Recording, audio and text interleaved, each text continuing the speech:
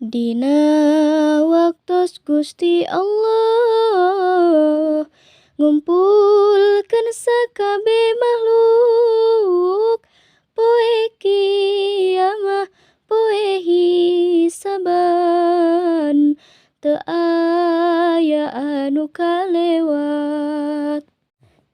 Jalma-jalma bararingung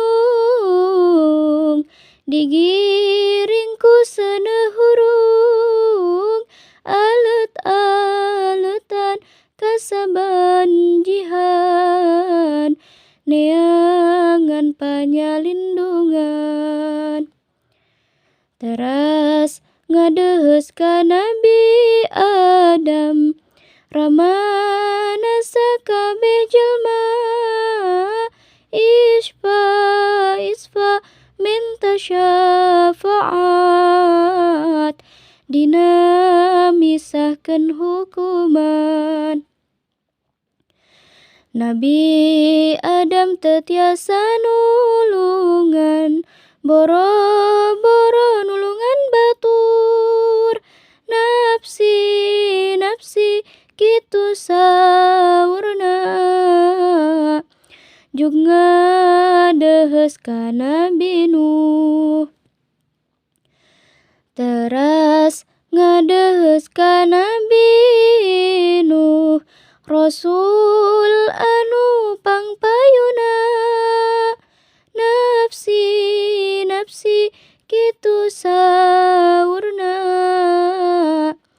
jug ngadeuheus ka Nabi Ibrahim. Teras ngadeuheus ka Nabi Ibrahim, anu janten Khalilullah. Nafsi kitu saurna, jug ngadeuheus ka Nabi Musa. Teras ngadeuheus ka Nabi Musa, anu gelar kalamullah. Nafsi kitu saurna, jug ngadeuheus ka Nabi Isa. Teras ngadeuheus ka Nabi Isa, anu janten Ruhullah. Nafsi kitu saurna, jug ngadeuheus ka Nabi Muhammad. Teras ngadeuheus ka Nabi Muhammad, anu gelar Habibullah. Ummati kitu saurna, nu asih ka sakabeh jalma.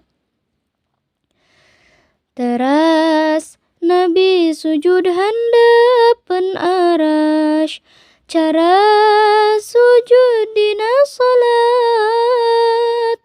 nu salamet langgeng di syurga,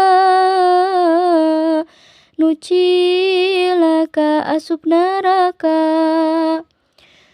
Nu salamet langgeng di syurga, nu cilaka asup neraka.